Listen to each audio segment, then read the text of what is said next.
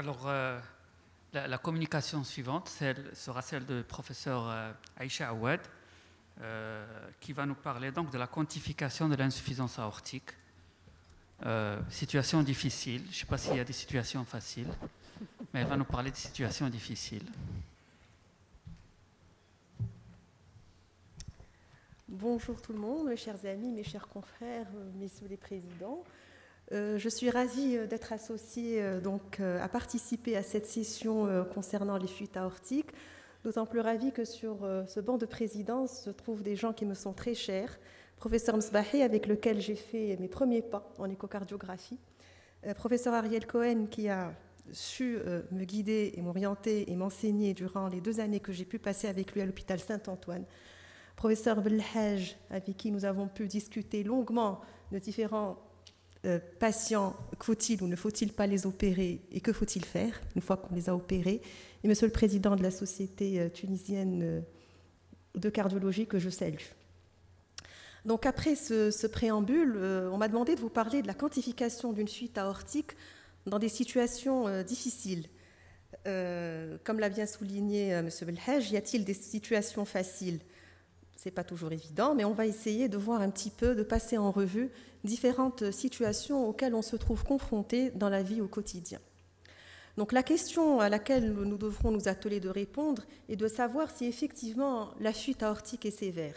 Et pour cela, il y a des paramètres de quantification d'une fuite aortique qui sont statués dans les recommandations de la Société européenne de cardiologie et par l'American Society of Echocardiography et qui permettent de statuer sur le grade de la sévérité de la fuite aortique en utilisant un certain nombre de paramètres, qu'ils soient qualitatifs, semi-quantitatifs ou quantitatifs. Et j'attire votre attention sur le fait qu'actuellement, on utilise beaucoup l'évaluation de la fuite aortique par le Doppler couleur en faisant, si vous voulez, en donnant la priorité à certains paramètres semi-quantitatifs, à savoir la vena contracta, ou des paramètres quantitatifs permettant donc d'avoir accès à la surface de l'orifice régurgitant et au volume régurgité. Sans oublier donc l'évaluation ou le retentissement sur la fonction ventriculaire gauche, et en particulier le remodelage ventriculaire gauche, à savoir apprécier les diamètres et les volumes ventriculaires. Et je ferai un clin d'œil concernant la fraction de régurgitation, qui n'est malheureusement plus référée dans les recommandations de la Société européenne de cardiologie. Je vous en dirai un mot en fin d'exposé. Certaines situations faciles, au premier rang desquelles un jeune patient qui a été adressé pour l'évaluation échographique lors de la découverte d'un souffle diastolique, une fois consultant chez son médecin généraliste. Donc là, on est frappé par l'existence d'un défaut de coaptation des valves aortiques avec une éversion complète de cette sigmoïde non coronaire, coronaire droite, pardon, et donc vous voyez bel et bien qu'il existe un hiatus qui est assez important. Donc on se dit, on n'a vraiment pas besoin de tourner autour. Quand on déclenche donc la couleur, si ça veut bien tourner, non, ça ne tourne pas. Donc on voit bel et bien que le G est important et qu'il remplit toute la chambre de chasse du ventricule gauche, ce d'autant que le ventricule gauche est dilaté, mesurant 70 mm de diamètre télédiastolique, avec un volume télédiastolique dépassant les 200 ml. Là, c'est une situation relativement simple, on n'a pas de scrupule à dire que la fuite aortique est importante. Je ne sais pas comment.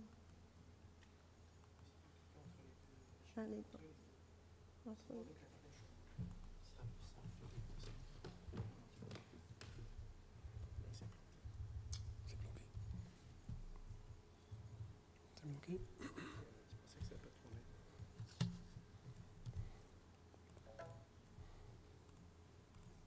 C'est bloqué. On doit l'ouvrir encore, excuse-moi. C'est ça?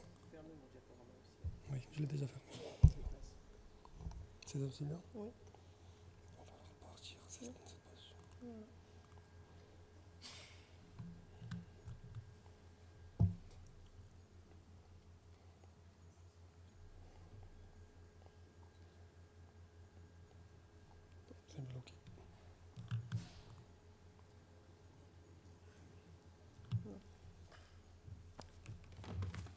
Une situation assez habituelle, qui est relativement facile quand on a un G central, un patient ou une jeune patiente en rythme sinusal, avec un ventricule gauche de bonne fonction systolique. Et là, malheureusement, j'ai un petit problème. Voilà. Donc un G central, un ventricule gauche de bonne fonction systolique, un recueil d'un flux également central en incidence apicale des 5 cavités.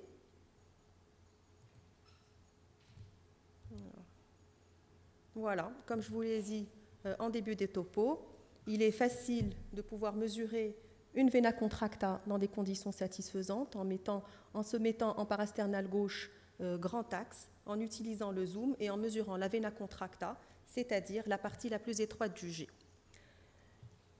Deuxième élément à pouvoir mesurer pour bien quantifier cette fuite aortique, c'est la possibilité d'obtenir une véritable zone de convergence.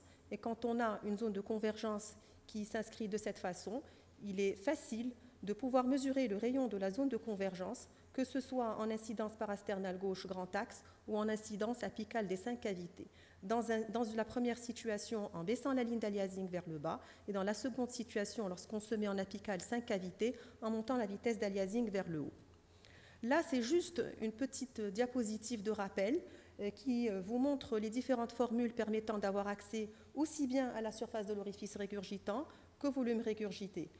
Donc, dégager la vena contracta en baissant la ligne d'aliasing en incidence parasternale gauche grand axe, recueillir un flux de bonne qualité en Doppler continu, mesurer la vitesse maximale de la fuite aortique vous permettra d'avoir accès à la surface de l'orifice régurgitant qui, lorsqu'on le multiplie par l'ITV aortique recueilli en incidence, donc toujours en faisant un contourage de l'enveloppe spectrale de l'insuffisance aortique en Doppler continu, vous donnera accès au volume régurgité. Un petit bémol, là c'était une situation assez facile, on avait donc une belle zone de convergence, un beau flux en Doppler continu. Attention, donc lorsque nous avons une fibrillation auriculaire ou de nombreuses extrasystoles, ne pas recueillir un complexe post-extrasystolique comme celui-ci. Lorsqu'il existe une fibrillation auriculaire, c'est toujours plus difficile et donc faire un appariement des cycles. Donc, quand on mesure un rayon de zone de convergence, il faut essayer d'avoir un RR qui se rapproche au RR avec lequel nous avons pu mesurer donc, le rayon de la zone de convergence. Et là, je me suis fait taper sur les doigts à plusieurs reprises. Et il faut essayer de s'atteler pour avoir une bonne enveloppe spectrale, une mauvaise enveloppe spectrale avec un mauvais flux recueilli en Doppler continu et une vitesse maximale inférieure à 4 mètres par seconde ne vous autorise pas à mesurer la vitesse maximale ou à faire le contourage du flux aortique recueilli en Doppler continu. Et je vous encourage, et là ça fera plaisir à mon maître, le professeur Ariel Cohen, à utiliser une sonde PEDOF lorsque cela est possible pour essayer de s'aligner au maximum, surtout lorsque les jets sont excentrés et qu'on n'arrive pas à accueillir un flux d'insuffisance aortique au Doppler continu. Ça, c'était des situations qui sont relativement faciles. Des situations plus difficiles, c'est quand le Doppler couleur ou quand la couleur fait défaut. Et je vais vous montrer un certain nombre si vous voulez, d'exemples. Le premier exemple, donc, d'un patient qui a une bicuspidie aortique avec un jet complètement excentré qui tape sur la valve aortique. Là, on a eu du bol, donc en essayant donc, de travailler de façon assez patiente et rigoureuse, on a eu du bol parce qu'on a pu mesurer ici quand même une petite zone de convergence, on va dire, qui est relativement satisfaisante pour pouvoir donc faire un calcul de la surface de l'orifice régurgitant, puis un volume régurgité avec donc bien sûr un recueil du flux d'insuffisance aortique en Doppler continu. Mais ce n'est pas toujours le cas. Je vais vous montrer un deuxième patient qui a là aussi une bicuspidie aortique, donc avec un jet excentré et une zone de convergence qui ressemble un petit peu à cette boule. On ne sait pas trop où commencer pour mesurer donc la base de cette zone de convergence, on ne sait pas trop comment s'en sortir. Alors, cette fois-ci, toujours ces jets excentrés ou qui font un petit peu le tour, comme je vous ai montré là, ici, on est en incidence apicale petit axe. On voit bien l'excentricité du jet. Elle essaie de faire un petit peu le tour. On voit bien là aussi qu'il y a une petite zone de convergence qui se dessine ici. Alors, je ne vais pas vous donner que des réponses, mais moi aussi, je vais vous poser des questions et on va peut-être en discuter. Est-on en droit de mesurer cette zone de convergence? Et donc, je profite de la présence d'un panel d'experts pour poser aussi des questions et essayer de m'améliorer. Alors, autre situation qui me paraît délicate, c'est le cas de ce patient qui manifestement a un double G. Donc on voit bien ici le départ de ce G et puis qui fait une sorte de V dans la chambre de chasse du ventricule gauche. Là, je vous le montre en Doppler couleur. Donc c'est un G qui est complètement excentré, ici en petit axe, et sur une image arrêtée, on arrive difficilement donc, à mesurer une vena contracta et à moindre mesure donc une surface de l'orifice régurgitant. Donc il se dirige, il a une forme de V. Donc que faut-il faire dans ces cas-là? Donc j'ai essayé de voir un peu ce qui se passe en incidence apicale 5 cavités. On voit bien que le G est complètement excentré et bon, j'ai eu un petit coup de bol, c'est que là j'ai pu avoir une zone de convergence que j'ai jugée intéressante pour pouvoir mesurer une surface de l'orifice régurgitant par la méthode de la PISA, qui, je vous le rappelle, est charge indépendante. Et donc, il faut essayer de l'utiliser autant que possible. Donc, quand on n'arrive pas à avoir une PISA sur une incidence, il faut s'atteler à la chercher sur une autre incidence. Alors là, c'est la catastrophe, puisque là, j'ai essayé de faire de mon mieux, modifier les gains, mettre de l'harmonique, mettre des zooms, etc. Et là, le G est complètement éparse. On ne voit rien. On voit qu'il y a une fuite aortique, mais on est incapable de dire si elle est importante, si elle est modérée. Et là, même quand on est passé en apicale 5 cavités, je vous montre ce que j'ai eu de mieux. C'est une espèce de boule complètement étalée. Et là, ça n'autorise pas du tout à mesurer donc une surface de l'orifice régurgitant. On ne peut pas mesurer un rayon de zone de convergence sur des images de cette qualité, et donc il faut savoir y renoncer. Là, c'est un autre G éparse chez un autre patient. Donc, on le voit bien en incidence parasternale gauche grand axe. Alors ici, on a une zone de convergence. Alors, est-on en droit de la mesurer, sachant que lorsqu'on change un petit peu d'orientation du capteur, on voit bien qu'il existe deux G qui se dessinent en forme de V. Donc, la surface de l'orifice régurgitant mesurée par l'étude de la zone de convergence est-elle mise en défaut ou pas? Donc là aussi, c'est une question que je poserai à nos experts. Alors, comment essayer de pallier donc, aux insuffisances du Doppler couleur? Il faut essayer, donc autant que faire se peut, et ce n'est pas toujours facile, d'évaluer la fuite aortique par le calcul d'une fraction de régurgitation. Alors, le calcul de la fraction de régurgitation est basé sur le calcul des débits mitral et aortique, et ce, en l'absence de fuite mitrale. Elle fait appel donc à la mesure du débit aortique, à la mesure du débit mitral, et ce n'est pas une mince affaire, parce que il faudra mesurer l'anneau aortique, l'anneau mitral, un Doppler pulsé sous-aortique et un Doppler pulsé mitral, et tout en sachant que le recueil de ces différents paramètres n'est pas toujours évident, n'est pas toujours aisé, mais ça peut être une alternative pour avoir au moins une idée sur l'évaluation et la quantification de cette fuite.